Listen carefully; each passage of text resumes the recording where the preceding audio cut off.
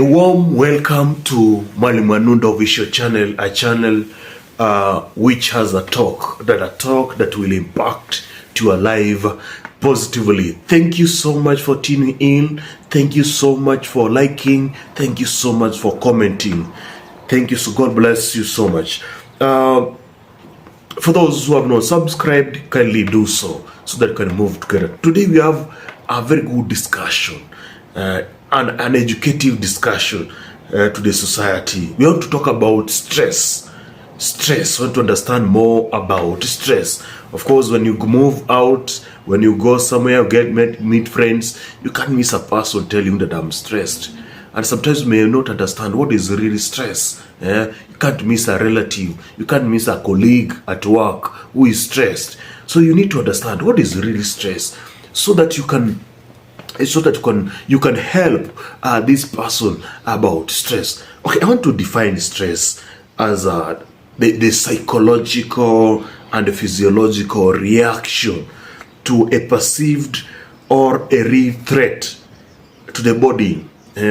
How the body reacts to a certain situation or a certain demand. It can be a state of severe tension on something. I want to bring that one at home. For example, you're having an exam. How does your body react to that exam, that fear of exam, that is stress? For example, you have lost a job. How do you react? For example, you have lost your relative, or for example, he or she has died. How do you react to that one? That is a stress. You loved your wife, your husband, but now you have divorced. How do you react to that one? That is stress. That is stress. So, and you understand that chronic stress, when stress goes to high levels, it can have negative effects. It can lead to mental health issues. It can lead to physical health. It can also lead to depression.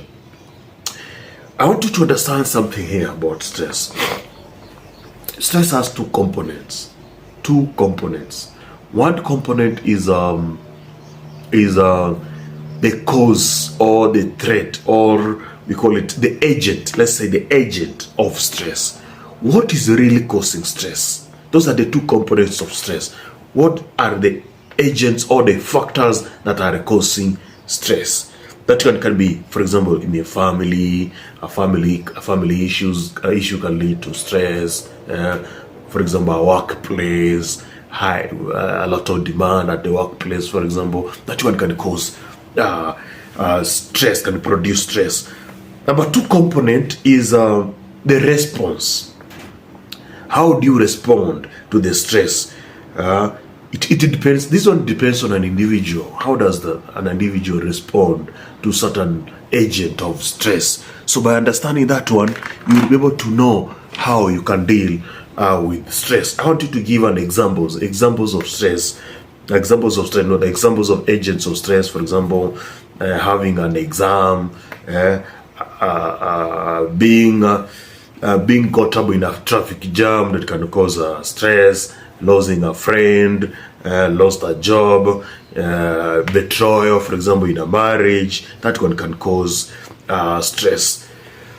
We have to look at the three stages of stress. Stress can divide into three stages. And I want you to understand this, so that when you are dealing with it, I know most of the people are affected by stress. So I want to understand the three stages of stress. We know the definition of stress. We know the components of stress, that is the agent of stress, and the response. Then we want to know some of the examples. We have named them the examples. Then now we want to look at the three stages of stress. When stress starts, how does it start? The first stage is the alarm stage. This is the clear warning that a stress agent is present in a person. That is the alarm stage. It's alarming you that there is a stress agent in a person. That is the first stage. This can be produced by a single thing, a single nature thing, or a multiple. Stress can be caused by many things or a single thing. So the first stage is alarm stage, and you can see this person, for example, he has changed. That means that he is in the alarm stage. That is the first stage. Alarm stage. Number 2, resistance stage. Resistance stage. After if the first stage, the alarm stage, is not resolved, it will lead to resistance stage. This is a stage where people will start now, a person will start now to resist. I want you to give an example. For example, you have lost a job, then you start being stressed. You are not looking for a way to solve that. Maybe you are not looking for another job, or you're not starting a business so that you can solve the issue of a financial problem that you are having. You have not. Of course, the signs of stress will be seen in you. Yeah, the signs of stress will be seen in you. That is the alarm stage. Now it will be seen. Then, if you don't solve that issue of losing a job, now you start resisting. That is the second stage now, resistance. That is, if not solved in the first stage, it enters to resistance stage. This one will have frustrations. The person will suffer frustrations. He starts losing some energy. You become weak. Yeah, fear of failure, anxieties come in here. So that is the second stage, resistance, and it's very very sad one. You need to solve stress at the first stage. Number 3, exhaustion stage. That's the last stage now. Exhaustion. You are exhausted. It's the final stage. It's characterized by fatigue, also anxiety, and depression. That's now here you are at the deep stress. You are depressed fully. Now you need help. You need help. You have resisted. Now you need help. Here in this one now, the full characteristics of a stressed person can be seen. Exhaustion. Now you are exhausted. You have been able to stress. Maybe you have tried to solve that one by taking a lot of alcohol, abusing drugs, but you have not been able to solve them. So that one will lead to stress. So that is stress. That's understanding stress. Now let's look at the characteristics of a stressed person. How do you know that this person is stressed? That's what to look at. How do you know that this person is stressed? Number 1, let's start with physical or behavioral characteristics that you enable you to know that this person is stressed. Number 1 is fatigue. Anakaa mtu amechoka, yani he is ever tired. Energy levels fluctuates from day to day and tend to be on a low side. That is number 1 thing that you know that this person is stressed. When energy fluctuates to the low side, you know that this person is stressed. Number 2 is lack of interest for preferred activities. In fact, this person had a preferred thing, and hobby. He used to watch football, but nowadays he doesn't watch. He used to coach students, for example, for those who are teachers.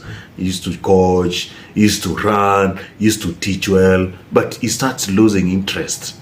That person is stressed. Another thing is absenteeism from work or school, or church. When a person starts to absenteeism, when he starts being absent from a certain duty, that person is stressed. Another thing is increased consumption of alcohol, tobacco, coffee, or another drug. If the person used to take one beer, is now taking 20 or 10. That person is stressed.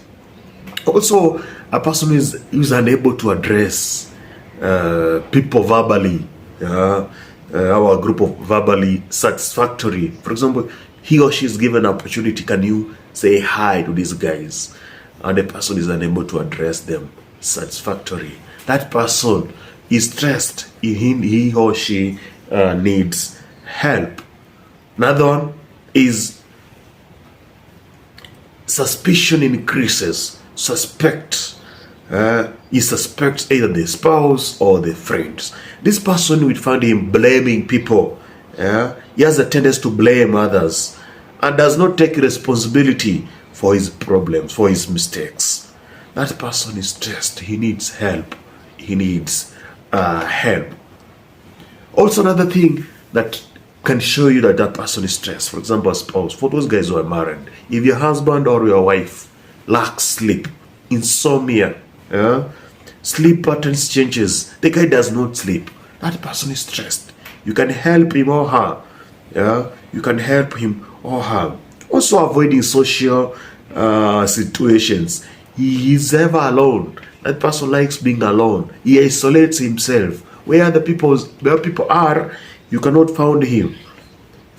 That is a stressed person that needs help. Another one is he has thoughts of suicide.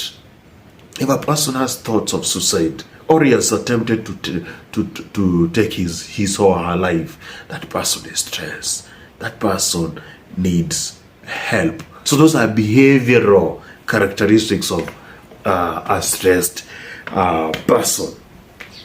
Another one we have to look at now, cognitive area. In the cognitive area, that is thoughts and ideas.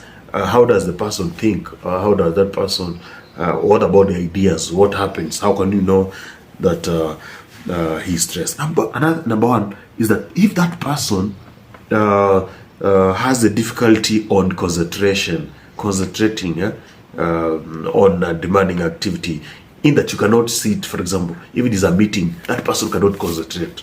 That person is stressed. That person is really stressed, that he cannot concentrate in a meeting of 2 hours.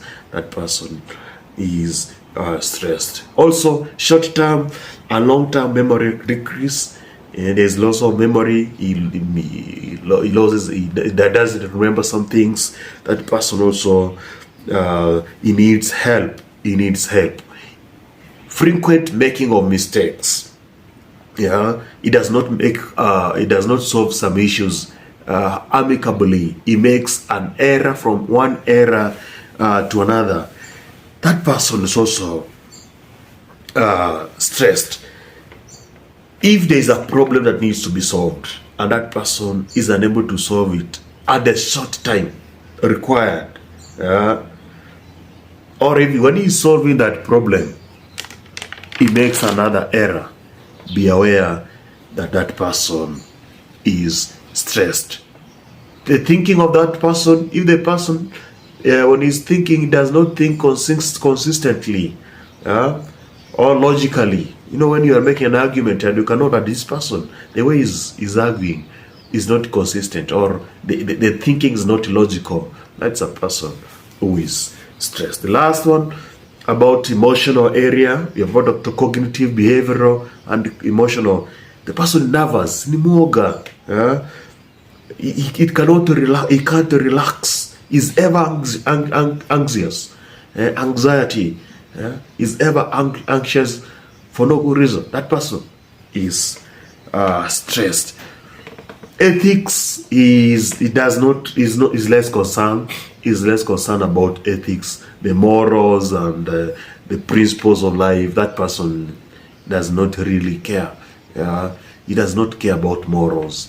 Then maybe that person is stressed. Another one is self-esteem, thoughts of worthlessness, inferiority. That person is stressed. He fears. He doesn't believe in himself. The self-esteem is low. That person is really stressed. Thank you so much. I want to look at the last thing now about stress. What are the causes of stress? What really causes stress? What really causes stress? What causes stress? That one, it is categorized. Number one category is family. Family problems. Actually, in Kenya, many causes of stress is from the family. For those guys who are married, for example, your husband betrays you, and the wife betrays you, or the children betrays you, that one can cause stress, and that one is causing a lot of stress in this country. That's why you hear some people have killed themselves, or you kill your spouse, or you kill your children. There must be a problem there. There must be a stress agent in that family. So that's a cause of stress. Another cause of stress can be a work-related stress. High demand from your bosses, the workplace conflicts. You have workplaces conflicts. Your colleagues, you are conflicting them. That one can stress you. That one can, if your boss is inserting a lot of pressure, that one can cause a lot of stress. Financial difficulties. You have very many debts. You are unemployed. That one can also cause stress. When you are unemployed, you are facing a lot of problems financially. You don't have money, you are ever broke, and you have demands, you have bills to pay. That one can cause a lot of stress. Health problems, for example, is another cause of stress. Maybe you have been ill for long. You have serious illness, chronic pain. That can cause stress. Maybe your spouse has been ill for a long time. That one can cause stress to you. That can really stress a family, or the relatives can be stressed. Environmental factors, the environment that you are in, maybe that place too noisy. There's a lot of noise pollution, or there's a lot of drought, and that is affected. There's a lot of cold, and maybe at night or the whole day. That one can stress you. That one can cause a lot of stress. Negative self-talk can cause, and the thoughts, when you talk or think negatively, that one can cause stress. You ever think that you cannot be able to do something, that one can cause stress. That one can stress you so much. So you don't need to talk negatively about yourself. Traumatic events, trauma, something that are traumatic and can cause stress. For example, you are raped, natural disasters, accidents, war. That one can cause stress. That one can cause stress. So the last thing that you are supposed to understand is that by you yourself knowing what are your agent, what is really stressing you, what is the factor that is stressing you, you'll be able to solve that one. You can be able to solve your stress. So if you are exhibiting such characteristics of a stressed person, go back and identify what is really causing stress. The next episode we talk about solving stress. Thank you so much for watching. Continue liking, sharing, and subscribing. Thank you. God bless.